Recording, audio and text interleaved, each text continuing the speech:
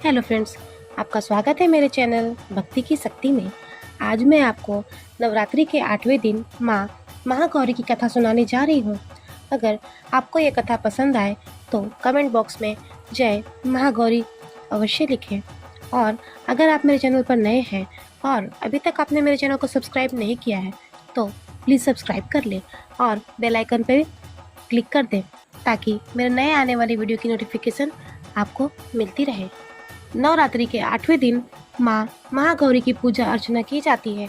माना जाता है कि माता की शक्ति अमोघ और सदफलदायिनी है। माँ महागौरी की पूजा करने से जीवन में किए गए सभी पाप नष्ट हो जाते हैं। जिसकी कुंडली में विवाह संबंधी परेशानियाँ हो उन्हें महागौरी की उपासना अवश्य करनी चाहिए।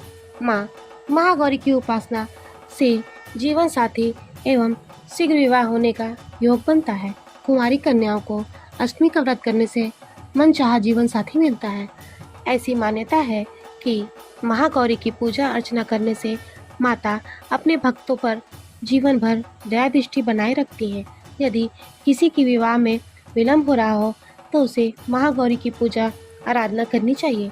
माता के आशीर्वाद से उसकी यह समस्या तुरंत दूर हो जाती है। हिंदू शास्त्र के अनुसार अष्टमी को महागौरी की पूजा के साथ कन्या पूजन करने से माता जगदम्बा पूजा को स्वीकार कर सभी मनोकामनाओं को शीघ्र पूर्ण कर देती हैं। कुछ लोग नवमी के दिन भी कन्या पूजन करते हैं, लेकिन अष्टमी के दिन कन्या पूजन करना श्रेष्ठ रहता है। शास्त्रों के अनुसार कन्या की आयु 2 वर्ष से ऊपर और 10 वर्ष से अधिक नहीं होनी चाहिए। 2 वर्ष की कन्या कुमारी, 3 वर्ष की कन्या त्रिमूर्ति, 4 वर्ष की कन्या कल्याणी, 5 वर्ष की कन्या रोहिणी, 6 वर्ष की कन्या कालिका, 7 वर्ष की कन्या चंडिका, 8 वर्ष की कन्या शांभवी, 9 वर्ष की कन्या दुर्गा और 10 वर्ष की कन्या महागौरी का स्वरूप है। देवी भागवत पुराण के अनुसार महागौरी का वर्ण रूप गौर अर्थात सफ़ेद है और माँ के वस्त्र और आभूषण सभी सफ़ेद रंग के ही हैं। माँ का वाहन वृषभ अर्थात बैल है, जो भगवान शिव का भी वाहन है। माँ के दाहिनी तरफ के ऊपर वाले हाथ अभय मुद्रा में है और नीचे वाले हाथ में दुर्गा शक्ति का प्रतीक त्रिशूल है। महागौरी के बाईं ओर के ऊपर वाले हाथ में भगवान शिव का प्रतीक डमरू है।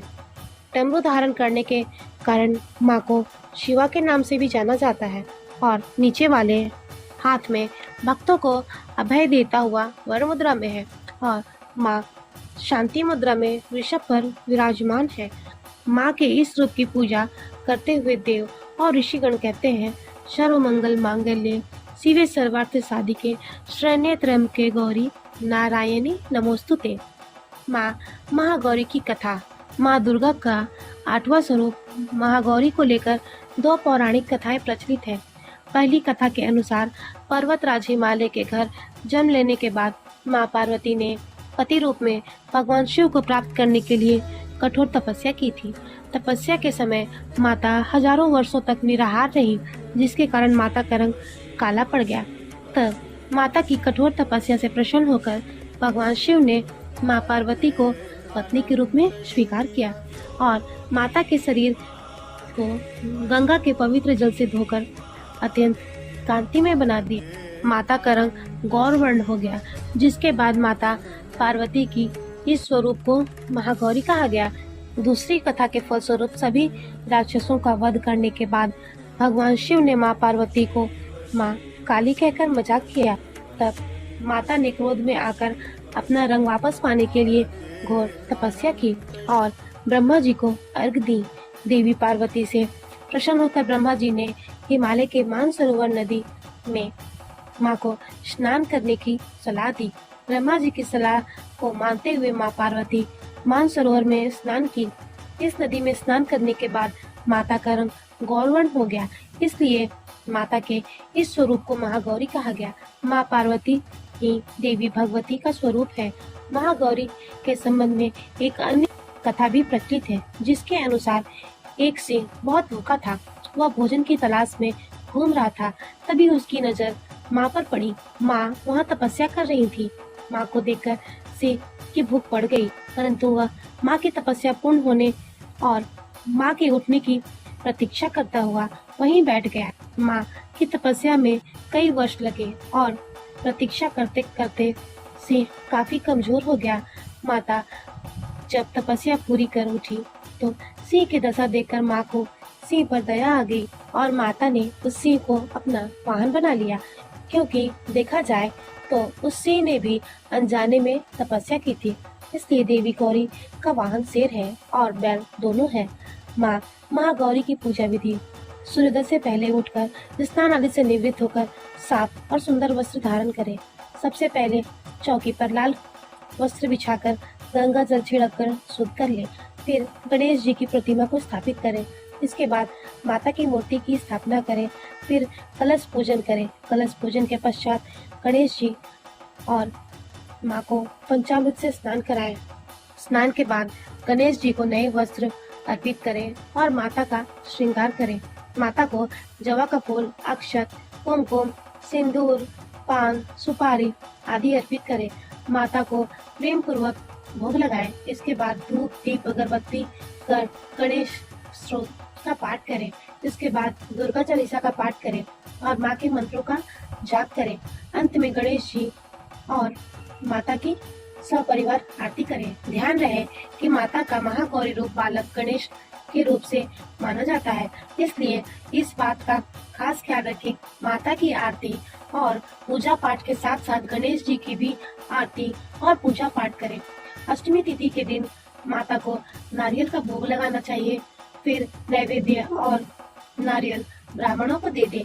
इसके फलस्वरूप उस व्यक्ति को कोई संताप नहीं हो सकता। माँ महागौरी का मंत्र ओम देवदेवी महागौरी नमः। माँ के मंत्रों का उच्चारण 108 बार करें। के स्रोत का पाठ करें। नवरात्रि के 8वें दिन पीले वस्त्र धारण कर माँ गौरी की पूजा करें। इस दिन माता को सफेद नैवेद्य का भोग अर्पित करना ना भूले। माँ महागौरी की पूजा का महत्व। माँ महागौरी की पूजा करने से सभी पाप धुल जाते हैं, जिससे मन और शरीर हर प्रकार से शुद्ध हो जाता है। माँ महागौरी भक्तों को सद्मार्ग की ओर ले जाती है। माँ की पूजा से अपवित्र और अनैतिक विचार भी नष्ट हो जाते हैं। देवी दुर्गा के इस सौम्य रूप की पूजा करने से मन की पवित्रता बढ़ती है, जिससे सकारात्मक ऊर्जा बढ़ने लगती है। देवी महागौरी की पूजा करने से मन को एकाग्र करने में मदद मिलती है। माँ की उपासना से सभी कष्ट दूर हो जाते हैं।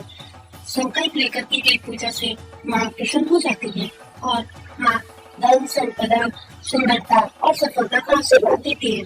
माँ महागौरी की पूजा अर्चना से घर के भंडार सदा अन्न से भरे रहते हैं। माँ महागौरी गणेश जी की माता है, इसलिए माँ की पूजा से गणेश जी का भी विशेष आशीर्वाद मिलता है। गणेश जी की कृपा से व्यक्ति के जीवन में आने वाले विघ्न दूर हो जाते हैं और उसके कार्य पूर्ण होने लगते हैं। माँ की इस रूप की पूजा से संतान प्राप्ति और संतान से जुड़ी हर समस्या का निवारण होता है। अगर आपको मेरी यह कहानी पसंद आई हो तो मेरे वीडियो को लाइक करें और ज़्यादा से ज़्यादा शेयर करें। धन्यवाद।